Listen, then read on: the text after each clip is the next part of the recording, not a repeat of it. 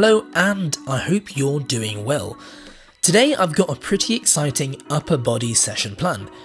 That's my last upper body session of this week. 3 out of 3. I have 3 uppers and 2 lowers. Recently I've been working through a bit of back pain, so my lower body sessions haven't been going like they used to. But that's okay. Instead of thinking of it as a setback, I'm just going to think of it as, it's a specialization phase for my upper body, right? I've got this time, it's a forced specialization phase. I can just, spend more time on bench and, hone that in. In December, I think, I have signed up for a competition for a bench only meet. I don't know if I've actually been registered or not. I definitely signed up for it, but I've not got anything back yet.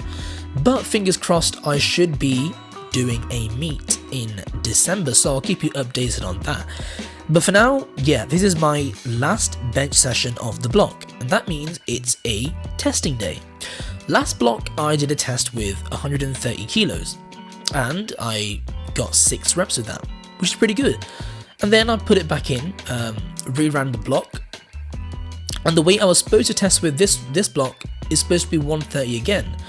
So there's a small chance I could have gotten 7 reps, or I could have just gotten 6 reps.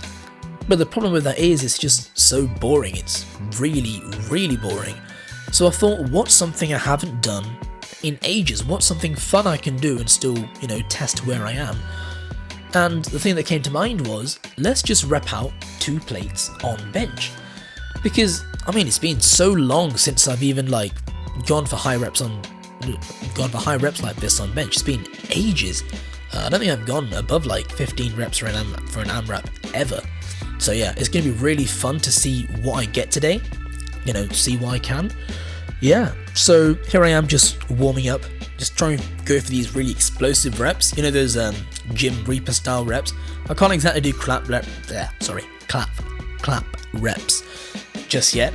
Even with 60, I don't know what I could do with, I just don't feel confident. Obviously it's a lot of technique, but just getting that explosive rep feeling in, that does feel quite nice. So as you can see, as I'm warming up, I'm trying to keep everything as minimal as possible, and I've got my lifting shoes on. I'll put everything on bit by bit. My wraps will come on later, chalk will come on later, belt, everything. But for now, I'm just trying to keep everything controlled, paused, just, cycle through all these reps, feel them out, and just work up. So as you can see, I was going to go for an AMRAP with 100, but here I am already with 100 on the bar. So what I'm going to do is work up to a single that's heavier than my AMRAP. So here's my last single. This is 120. So let's just see how that moves. Setting up. Here we go. Comes down. Pause and presses back up. Smooth, clean, no issues there. So that felt really good. What I'm going to do next is I'm going to slap on 3 plates. I'm not going to do a single with it because that would just tire me out. 3 plates is too close to my max. My max right now is 150, so 140 is just way too close. Once I do that, I will, fry my CNS, and the AMRAP won't go as well as it could. But what I am going to do is just hold it for a couple seconds.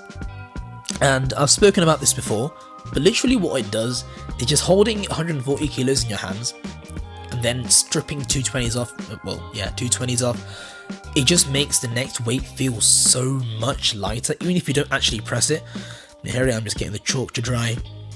And then, as soon as you just hold that, you feel that pressure in your bones, your joints, all those little connective tissues. You just feel that heavy weight, even though you're not actually pressing it. I was contemplating pressing it. You can see, I was, just waiting, thinking, should I press it, should I not? But I decided against it. Just held it, and so that's all you need to just boost your CNS and make the next weight feel really, really easy. So now I'm just stripping those plates off. Gonna go ask for a spot because I am going to go to failure. I can just roll the bar off, but it's better to have a handout. I always find when you have a spotter, you can always keep tight in the unrack position. If I'm unracking by myself, the rack heights on this rack, it's a bit awkward. They're not perfect like the actual powerlifting combo racks. So getting your lift off is just an easy way to keep in position. So let's just see how this goes.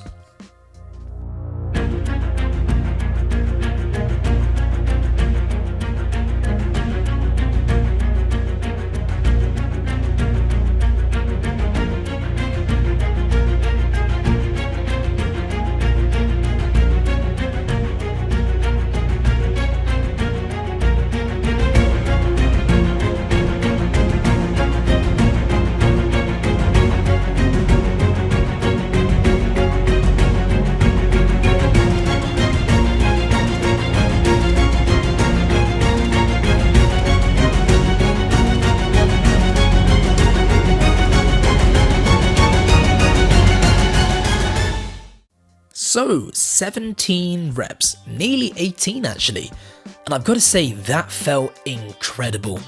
I mean, I remember when I started out in the gym, it was what, 2020 August. I could not fathom being able to even press 100 kilos for one. I mean, I was pretty close. I was like 90, 95. I got really close, but just holding that 100 kilos in my hands, it just felt out of reach. I mean, you know, I had 3 plates on a pin press at one time back then.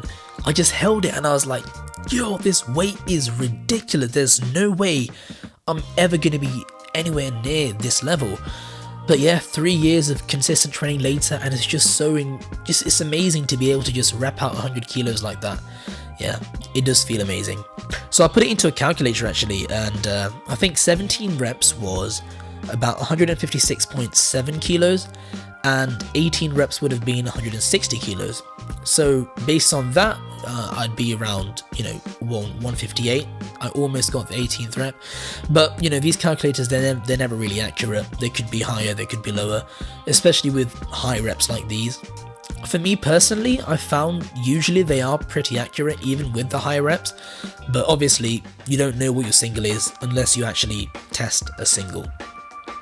So yeah, here I am working out my shoulders now, and I'm moving on to some rows. I did some rows earlier, but I was talking over it, sorry. These rows, they feel amazing. They're chest supported, so obviously there's no erector spinae involved, but they do feel really, really nice. They're a bit inclined as well, so a bit more trap biased than lats, which is what I'm trying to go for, that upper back thickness.